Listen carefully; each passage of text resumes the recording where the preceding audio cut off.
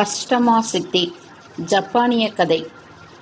டென்ஷோ வம்சத்தின் ஆதிக்கத்தின் போது கியோட்டோ என்ற வடக்கு பிராந்தியத்தில் குவான்ஷி கோஜி என்ற வயோதிகன் வாழ்ந்து வந்தான். நீண்டு நெஞ்சை மறைக்கும் வெள்ளை தாடியுடன் ஷிண்டோ குருக்கள்மார் போல உடையணிந்து பௌத்த சித்தர்களை காட்டியும் தர்மத்தை ஜனங்களிடையே உபதேசித்தும் பிழைத்து வந்தான். தினம் தினம் அவன் கியோன் ஆலயத்தின் பிரகாரத்தில் உள்ள பெரிய மரத்தில் ஒரு பெரிய பட சீலையை தொங்கவிடுவான். அதிலே யமலோக சீட்சைகள், தண்டனைகள் எல்லாம் தீட்டப்பட்டிருந்தன. எத்தனை நரகங்கள், எத்தனை விதமான வேதனைகள்! படத்தை பார்த்தால் நிஜம் போல தோன்றும். அதை பார்க்கக்கூடும் ஜனத்திரள்களுக்கு இந்த கிழவன் தன் கையிலுள்ள நியோயி தண்டை நீட்டி படத்து சீட்சைகள் ஒவ்வொன்றையும் சுட்டிக்காட்டி காரண காரிய நியாதியையும் விளக்குவான். பிறகு புத்த பகவான் உபதேசங்களை கடைபிடிக்கும்படி வற்புறுத்துவான். படத்தை பார்க்கவும் அவனது பேச்சை கேட்கவும் ஜனங்கள் ஏராளமாக கூடுவார்கள். சில சமயங்களில் கிழவன் தனக்கு முன்னால் பிச்சைக்காக ஒரு பாயை விரித்திருப்பான். அதில் வந்து விழுகிற காசு பாயையே மறைத்துவிடும். அந்த காலத்தில் ஓடா நோபு நாகன் என்பவன் கியோட்டோவையும் அடுத்துள்ள பிராந்தியங்களையும் ஆண்டு வந்தான். அவனுடைய பரிவாரத்தில் ஆரகவா என்ற ஒருவன் உண்டு. அவன் ஒரு நாள் கியோன் ஆலயத்துக்கு வந்தபோது படத்தை பார்த்தான். பிறகு ராஜ சந்நிதானத்திலே அதை பற்றி விஸ்தாரித்தான். அராகவனுடைய பேச்சை நோபுநாகன் சுவாரஸ்யமாக கேட்டான். உடனே படத்தை எடுத்துக்கொண்டு அரண்மனைக்கு வர வேண்டும் என்று குவான்ஷின் கோஜிக்கு உத்தரவிட்டான். சித்திர சிலையை பார்த்தவுடன் நோபுநாகன் ஆச்சரியத்தில் பிரமித்து போனான். படம் நிஜம் போல கண்ணுக்கு முன்னால் நின்றது. யம கிங்கரர்களும் தண்டனை அனுபவித்து தவிக்கும் ஜீவன்களும் தனக்கு முன்னால் நடமாடுவது போல தெரிந்தது. ஜீவன்கள் வேதனை பொறுக்க முடியாமல் ஓலமிடுவதும் கேட்டது. படத்தில் தீட்டியிருந்த ரத்தம் பிரவாகம் எடுத்து போவது போலவே தோன்றியது. தன்னை அறியாமலேயே படத்தில் ஈரக்கசிவு இருக்கிறதோ என படத்தை விரல் கொண்டு தொட்டு பார்த்தான். பட சிலை காய்ந்துதான் கிடந்தது. ஆச்சிரம் மேலிட்டவனாய் நோபுநாகன் இந்த படத்தை எழுதியவன் யார் என்று கேட்டான். புகழ்பெற்ற ஓகூரி சோட்டான் என்ற சித்திரக்காரன் இந்த படத்தை தீட்டினான் என்று குவான்ஷின் கோஜி அறிவித்தான். 100 தினங்கள் தவம் இருந்து பிற்பாடு கியோமிட்சி ஆலயத்து குவானான் என்ற தெய்வத்தை வணங்கிய பின் சித்திரக்காரன் இந்த படத்தை வரைந்தானாம். நோபுநாகனுக்கு படத்தில் நாட்டம் இருப்பது கண்டு ஆராகவன் மன்னனுக்கு காணிக்கையாக படத்தை கொடுத்துவிட சம்மதமா என்று குவான்ஷின் கோஜியை கேட்டான். கிழவன் அதற்கு பதில் சொன்னான். இந்த படம் ஒன்றுதான் நான் மதிக்கும் சொத்தாக என்னிடம் இருந்து வருகிறது. அதை ஜனங்களிடம் காட்டி வயிறு பிழைக்கிறேன். இதை நான் மன்னனுக்கு காணிக்கையாக செலுத்திவிட்டால் வேறு எனக்கு பிழைப்புக்கு வழியேது? மகாராஜாவுக்கு படத்திலே ரொம்ப ஆசை என்றால் 100 பொற்காசுகள் எனக்கு கொடுக்கட்டும். அந்த பணத்தை கொண்டு நான் ஜீவனம் செய்து கொள்வேன். இல்லாவிட்டால் படத்தை கொடுக்க முடியாது. நோபுநாகனுக்கு இந்த பேரம் பிடிக்கவில்லை. மௌனமாக இருந்துவிட்டான். ஆராகவன் ரகசியமாக இவன் காதிலே எதுவோ ஓதினான். அவனும் சம்மதித்து தலையை அசைத்தான். குவான்ஷின் கோஜிக்கு ஏதோ சொற்ப தொகை பரிசில் வழங்கி அவனை அனுப்பிவிட்டார்கள். கிழவன் மாளிகையை விட்டு வெளியேறியதும் ஆராகவனும் ரகசியமாக அவனை தொடர்ந்தான்.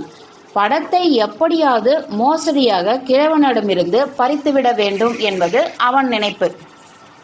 சௌகரியமும் கிடைத்தது. நகரத்துக்கு வெளியே உள்ள மலையை நோக்கி செல்லும் பாதையை மேற்கொண்டான் குவான்ஷின் கோஜி. மலை அடிவாரத்திலேயே பாதை திடீரென்று திரும்பும் தன்னந்தனிமையான இடத்தில் ஆராகவனிடம் அவன் அகப்பட்டு கொண்டான்.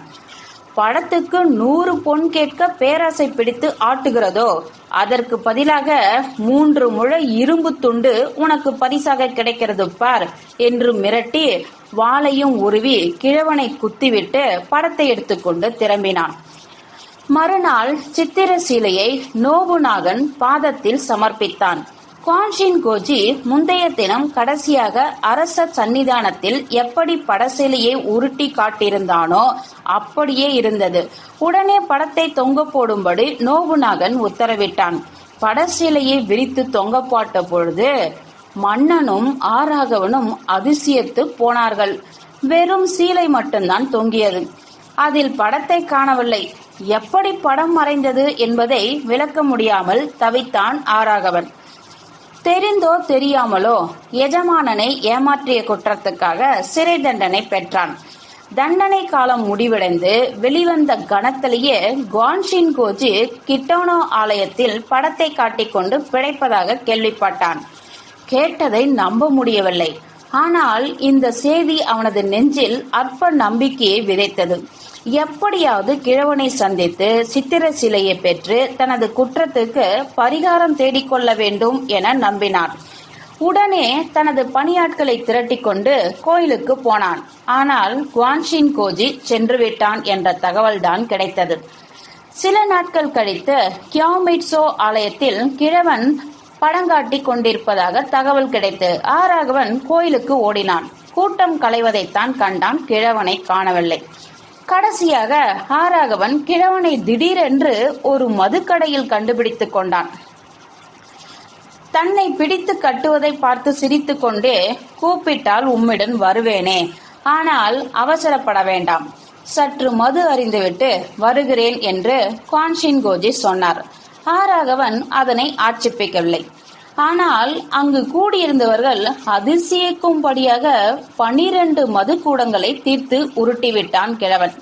12வது குடம் உருண்டது. தாக விடாய் தீர்ந்தது என்றான் கிழவன். அவனை கட்டி நோபுநாகன் மாளிகைக்கு இழுத்துச் செல்லும்படி உத்தரவு போட்டான் ஆராகவன். குவான்ஷின் கோஜி மறுபடியும் ராஜசபையிலே விசாரிக்கப்பட்டான். தலைமை அதிகாரி கடுமையாக, நீ ஜனங்களிடை மந்திர வித்தை காட்டி ஏமாற்றி பிழைத்து வருவதாக தெரிகிறது. அதற்கு தண்டனை கிடைப்பது நிச்சயம். இருந்தாலும் மரியாதையுடன் எங்கள் மன்னர் நோபுநாகரிடம் படத்தை கொடுத்துவிட்டால் அந்த பிழையை மன்னித்து விடுகிறோம். இல்லாவிட்டால் நீ நினைத்தும் அறியாத கடும் தண்டனை கிடைப்பது நிச்சயம் என்றான். இதை கேட்ட மதி மருண்டவனைப் போல சிரித்த குவான்கோஷி பின்வருமாறு சொல்லலானான். நான் ஜனங்களை ஏமாற்றவில்லை என்று கூறி ஆராகவனை திருப்பி பார்த்து, நீதான் ஏமாற்றுக்காரன். படத்தை வாங்கி மன்னனை காக்கா பிடிக்க முயன்றாய். அதை திருடுவதற்காக என்னை கொல்ல முயன்றாய். குற்றம் என ஒன்று இருக்குமாகில் அதுதான் குற்றம். ஆனால் அதிர்ஷ்டவசமாக என்னை கொல்ல முடியவில்லை. நீ அதில் ஜெயித்திருந்தால், நீ ஆசைப்பட்டது போல் நடந்திருந்தால் அந்த செயலுக்காக என்ன சொல்லி பரிந்து பேச முடியும் உனக்கு? எப்படியானாலும் நீ படத்தை திருடினாய். என் வசம் இருப்பது அதன் நகல்தான். படத்தை திருடிய பின் மனம் மாறியது. மன்னனுக்கு ஏன் கொடுக்க வேண்டும்? நாமே வைத்துக் கொண்டால் என்ன என்று நினைத்து அதற்கு தந்திரம் செய்தாள். வெறும் படமில்லா சீலையை மட்டும் மன்னனிடம் கொடுத்தாள். கடைசியில் நான் ஏமாற்றி விட்டதாக பழியும் போடுகிறாய்.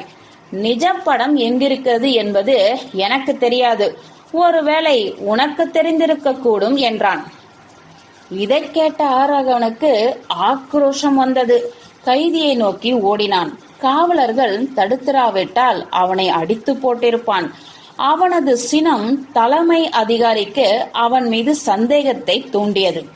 குவான்ஷின் கோஜியை சிறைச்சாலைக்கு கொண்டு போகும்படி உத்தரவு போட்டுவிட்டு ஆராகவனை நெருங்கி கேள்விகள் கேட்க ஆரம்பித்தான். ஆராகவனுக்கு இயல்பாகவே தாராளமாக பேச தெரியாது. தயங்கி தயங்கி பேசுவான். மனம் குழம்பி விட்டதால் பேசவே முடியவில்லை. முன்னுக்கு பின் முரணாக உளறி கொட்டி சந்தேகத்தை வலுக்க செய்து விட்டான். அவன் உண்மையை கக்கும் வரை தடி கொண்டு நைய புடைக்கும்படி பிரதம அதிகாரி உத்தரவிட்டான். ஆராகவன் அடிவலி பொறுக்க முடியாமல் பிரக்னையை இழந்தான். சிறையில் கிடந்த குவான்ஷின் கோஜிக்கு ஆராகவன் பட்ட அவஸ்தையை எல்லாம் சொன்னார்கள். கிழவன் சிரித்தான். சிரித்துவிட்டு சிந்தனை செய்தான். சிறை காவலனிடம், நான் சொல்வதை கவனமாக கேள். ஆராகவன் வாஸ்தவத்தில் அயோக்கியன்தான். அவனை திருத்துவதற்காகவே அவனுக்கு தண்டனை கிடைக்கும்படி செய்தேன். ஆராவுக்கும் உண்மை தெரியாது. என்னால் எல்லாவற்றையும் திருப்திகரமாக விளக்க முடியும் என்று தலைமை அதிகாரியிடம் போய் சொல்லு என்றான். மீண்டும் கிழவனை தலைமை அதிகாரியிடம் அழைத்து வந்து நிறுத்தினார்கள். குவான்ஷின் கோஜி அதிகாரியிடம் பின்வருமாறு அறிவித்தான். வாஸ்தவத்திலேயே சிறப்பான சித்திரங்களுக்கு உயிர் உண்டு. அதற்கு மனம், புத்தி, சித்தம் ஆகிய எல்லாம் உண்டு. அதற்கு உயிர் வழங்கியவனிடம் இருந்து அல்லது அதனுடைய நியாயமான சொந்தக்காரனிடம் இருந்தோ பிரிக்கப்படுவதற்கு இணங்காது. சிறந்த படங்களுக்கு உயிர் உண்டு என்பதற்கு எத்தனையோ அத்தாட்சிகள் உண்டு. ஹோசால் என்ஜின் என்ற சித்திரக்காரன் புஷிமா தட்டியில் சிட்டுக்குருவிகளை வரைந்தான். அவை உயிர் பெற்று பறந்துவிட படத்தில் வரைந்த இடம் காலியாக வெறிச்சோடி கிடந்தது. படசீலையில் வரைந்த குதிரை இரவில் புல் மேய்வதற்காக வெளியே போவதை கேள்விப்பட்டிருப்பீர்கள். அதிருக்கட்டும், இந்த வழக்கின் மன்னன் நோபுநாகனை எந்த விதத்திலையும் படத்துக்கு சொந்தக்காரன் என்று சொல்ல முடியாது. நான் முதலில் கேட்ட விலையை கொடுத்து படம் மீண்டும் திரைசீலையில் தானாகவே தெரியும் என்று நினைக்கிறேன். வேண்டுமானால் சோதித்து பாருங்களேன். இதில் நஷ்டம் என்ன இருக்கிறது? படம் தெரியாவிட்டால் பணத்தை உடனே திருப்பிக் கொடுக்கிறேன் என்றான். இந்த அதிசயமான வார்த்தைகளை கேட்ட நோபுநாகன் தொகையை கொடுக்கும்படி உத்தரவு போட்டுவிட்டு விளைவை காண தானே நேரில் வந்தான். அவன் முன்பு சித்திரசீலையை விரித்தார்கள். அங்கு உள்ளோர் யாவரும் அதிசயிக்கும்படி படம் முன்போல் தென்பட்டது. ஆனால் வண்ண கலவைகள் முன்போல பளிச்சென்று தெரியவில்லை. சற்று மங்கி போயிருந்தது. ஜீவன்களும் கிங்கர்களும் முன்போல ஜீவ கலையுடன் தென்படவில்லை. இதை கவனித்த மன்னன் ஏன் என்று கேட்டான். குவான்ஷின் கோஜி அதற்கு பின்வருமாறு பதில் சொன்னான். முதலில் படத்தை நீ பார்க்கும்போது அதற்கு விலை இல்லை. விலை மதிப்புக்குள் அடைபடாத சித்திரமாக இருந்தது. ஆனால் இப்பொழுது நீ பார்க்கும் படத்தின் மதிப்பு நீ கொடுத்த 100 பொன்காசுகள் தான். அந்த தொகைக்கு ஈடான அழகுதான் இப்பொழுது அதில் உமக்கு தென்படுகிறது என்றான். கிழவனை உடனே விடுதலை செய்தார்கள். ஆராகவனையும் விடுவித்தார்கள். அவன் செய்த அக்கிரமத்திற்கு பட்டதே போதும். ஆராகவனுக்கு பூய்ச்சி என்று ஒரு தம்பி உண்டு. அண்ணனுக்கு அடியும் சிறையும் கிடைத்தது கண்டு மிக்க கோபம் கொண்டான். அந்த கொதிப்பிலே குவான்ஷின் கோஜியை கொன்றுவிட தீர்மானித்தான். கிழவன் விடுதலை கிடைத்ததும் நேராக மதுக்கடைக்கு சென்றான். அவனைத் தொடர்ந்து கடைக்குள் சென்ற பூச்சி அவனை கீழே தள்ளி தலையை வெட்டினான். கிழவனுக்கு கிடைத்த 100 பொற்காசுகளையும் எடுத்துக்கொண்டான். தலையையும் தொகையையும் மூட்டையாக கட்டிக்கொண்டு அண்ணனிடம் சென்று அவன் காலடியில் வைத்தான். மூட்டையை அவிழ்த்து விவரித்தான். உள்ளே மது குடுவைகளும் மலமும் தான் இருந்தது. கடையில் கிடந்த தலையில்லா முண்டமும் மறைந்து போயிற்று என்பதையும் கேட்டு இன்னும் அதிகமாக திக்பிரமை பிடித்து போனார்கள் சகோதரர்கள் இருவரும். பிறகு 1 மாத காலம் வரை குவான்ஷின் கோஜியை பற்றி ஒன்றுமே தெரியவில்லை. 1 மாதம் கழித்து ஒரு நாள் நோபுநாகன் மாளிகை வாசலில் குவான்ஷின் கோஜியை போன்ற ஒருவன் குரட்டை விட்டு தூங்கிக் கொண்டிருந்தான். குரட்டை இடியின் கர்ஜனை போல் இருந்தது. மது மயக்கத்தில் கிடப்பவன் அவன்தான் என்று காவலன் ஒருவன் கண்டான். தூக்கி போய் சிறையில் போட்டு அடைத்தான். அங்கும் கிழவன் விழிக்கவில்லை. 10 நாட்கள் இரவு பகல் ஓயாமல் தூங்கினான். அவனது குரட்டை தூரத்து போர் முரசு போல ஒலித்துக் கொண்டிருந்தது. இச்சமயத்தில்தான் நோபுநாகன் தன்னுடைய படைத்தலைவர்களுள் ஒருவனான அக்கேச்சி மீட்சு ஹூடே என்பவனுடைய சதிக்கத்திக்கு இலக்காகி மாண்டான். மீட்சு ஹூடே ஆதிக்கம் 12 நாட்கள் தான் நிலைத்தது. மீட்சு ஹூடே கியோட்டோவுக்கு மன்னனானவுடன் குவான்ஷின் கோஜியின் வழக்கை அவனிடம் அறிவித்தார்கள். கைதியை தன் முன்னால் அழைத்து வரும்படி உத்தரவிட்டான் மீட்சு ஹூடே.